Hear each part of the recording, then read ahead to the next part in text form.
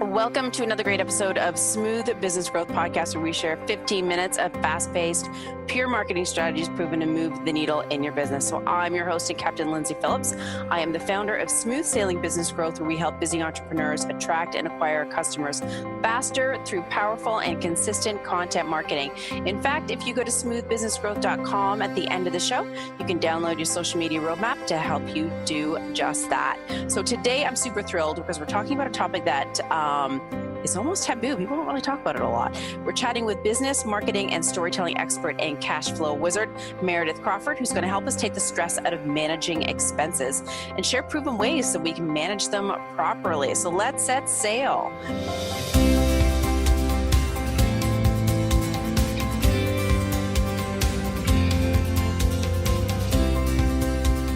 Welcome aboard, Meredith. Thank you so much for having me, Lindsay. This is just an exciting topic, and I'm delighted to speak with you today. It is a good topic because people don't really talk about it. So why do we hate talking about expenses so much? I think it's that it's easy to talk about the money coming in, but when you start to have to look at your spending habits and the money flowing out, then you start to feel like maybe things are a little tight, not as abundant as you had hoped or as you had thought. And just the dealing with some of the realities of what it's like to run and operate a business, especially if you're in an area where we're an industry that traditionally has slim margins. That's true. And it's almost like we're in like fear of what we might uncover or like in denial. And like, it's amazing how many people don't know like what their bank accounts look like or expenses. That's crazy. So by ignoring it, how does that affect us? By ignoring it, it has a negative effect on us because you can't manage what you don't see. Totally. And then you live in fear. It's like the monster under the bed. If you don't look underneath under the bed, the monster's still there. So obviously we need to pay attention to our numbers. What is our biggest mistake besides ignoring the whole thing? There must be more. The biggest mistake that I see people make, and that I made myself when I first took the reins of a multimillion-dollar company, was only taking a 30-day view of expenses and cash flow. By pushing it out to at least 90 days, you can see exactly what is coming down the pipe. Right. You can see if you're going to have a large premium due that you pay annually, or if there's emergency expenses, or perhaps some seasonality in your revenue.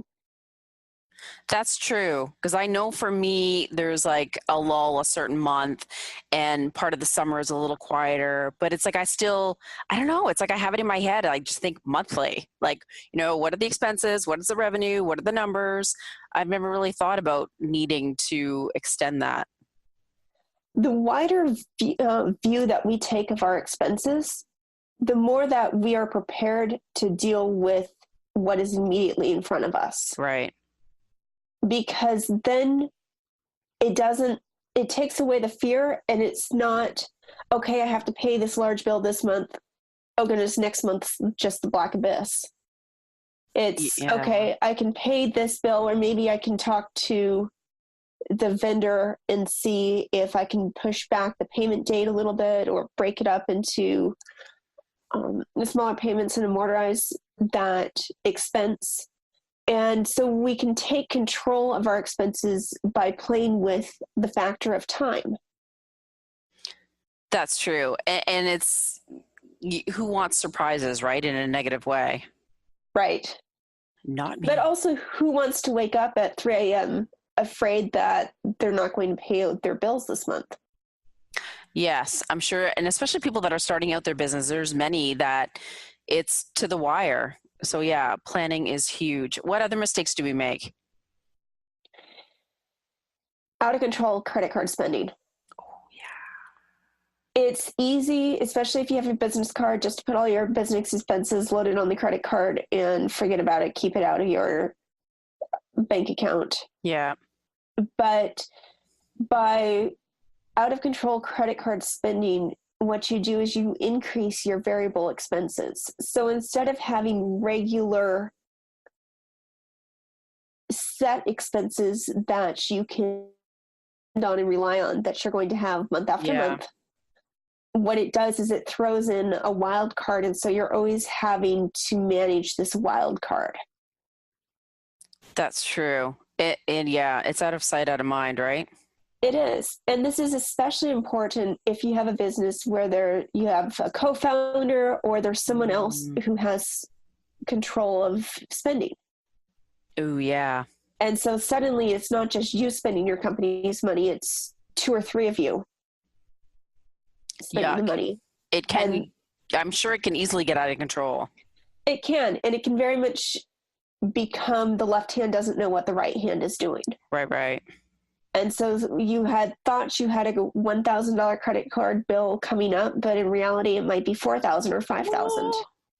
And that's just a really unpleasant surprise and stress inducer that quite frankly could have been avoided. Oh God, absolutely. So I know, like, obviously everyone has expenses, but is there like a sweet spot of like, okay, so much % of your revenue coming in should be expenses, so much should be marketing? Like, are there any golden rules? Great question. There are a couple golden rules, but in terms of what you should expect your profit margin to be, that varies so much industry to industry. Right. That you can't say just because you're a small business, you should have a 40% profit margin, because quite frankly, it doesn't work like that. Right. The golden rules, though, are for your debt to equity, keeping that at a 0.4 or below. For those of you recent homeowners, you should be familiar with this because your income and your debt should not be greater than 43% of your income. Gotcha. If you want to apply for a mortgage. And so for a small business or a startup, you're trying to keep it at that 0.4 mark. So here's a question. So when we want to, we always think, oh, we need more revenue. Like, should it be good to analyze your expenses every now and then? Like, what would that even look like? Like, is that something that we should be doing? Absolutely. And depending on your business, you might want to look at it daily. Ooh. I did. Yeah. With only looking at your revenue. So from an accounting perspective, you have 2 sides of the equation. You have your debits and you have your credits. Yeah. And most of the time, people only pay attention to what's flowing into the organization and not flowing out of the organization. Right. But you really have to keep that balance in mind between the debits and the credits, between your income and your expenses. Because I mean, it takes a dig out of your profit margin. It does. Runaway expenses are absolutely dig into your profit margin. And they can be the difference between you taking a salary one month and you not taking your salary the next month. That's true. And so tell us about that B word that we hate, and that is budget. Do you have tips on how we should set a budget, or if we should, or? I have a love-hate relationship with budgets. Good, so do I. So I'm just going to say that and get it out of the way. All right. Budgets are helpful. However, budgets are not the end-all be-all of your business and your cash flow. Budgets are good to give you a rule of thumb and for you to see at a glance what you can do, what your anticipated revenue is, what your anticipated expenses are, where that money is going to flow in your organization, whether it's going to be marketing. If you want to grow your company, it's wise to have about a 20% marketing budget. So 20% of your revenue should go to marketing. Okay. That's if you want to grow. If you just are in a maintenance mode, then you can scale back a little bit. Gotcha. So are there different budgets for different times of your business or different stages, like a startup versus someone that's already making $1 million a year, or like does it vary for different people, or is there like a set rule, I guess? I would say how your money is allocated varies depending on the stage your business. Yeah. For a new business, most of it's going to be allocated towards growth, so your marketing and sales. If you're in a mature business, you can shift away from marketing. Maybe you have more in operations or employee expenses. Or maybe at that point you find that you have extra money on hand, and so you want to actively go out and grow your business. Yeah. And develop it. That makes sense. So where does financial, like that risk, like I know we kind of talked off air a little bit beforehand and you were talking about financial risk, but I mean, what does even that really mean? Financial risk and risk management is identifying areas in your company that open you up to risk. So you've heard of the Pareto rule, 80-20, where 80% of your revenue comes from 20% of your customers. Yes. Well, sometimes that rule can even be shifted even further. So you might have one ginormous customer who's responsible for 50% of your income, or even 90%. That is an area of risk. That makes sense. Where if something were to happen to that customer, maybe they go bankrupt, maybe their preferences change, and so you're suddenly out of the picture, then you've lost 50 to 90% of your revenue. That's a scary thought.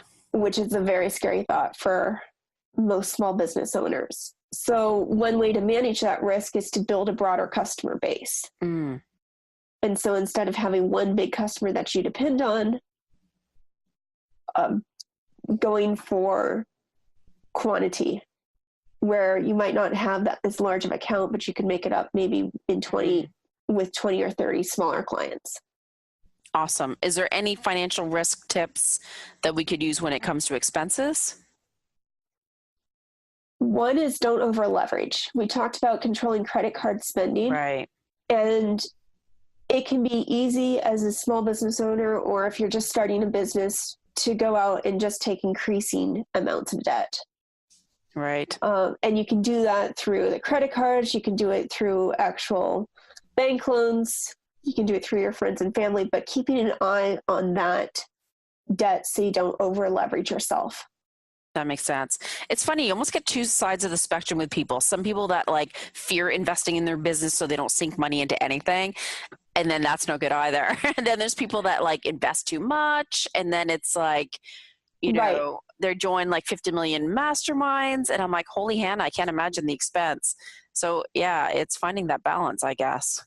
And that's just it, is that it's balance. It's not that investing in your business is bad, because you have to invest in your business. You have to invest in your marketing. But at the same time, you have to be mindful of where your debt is and how much debt you're getting yourself into. Yeah.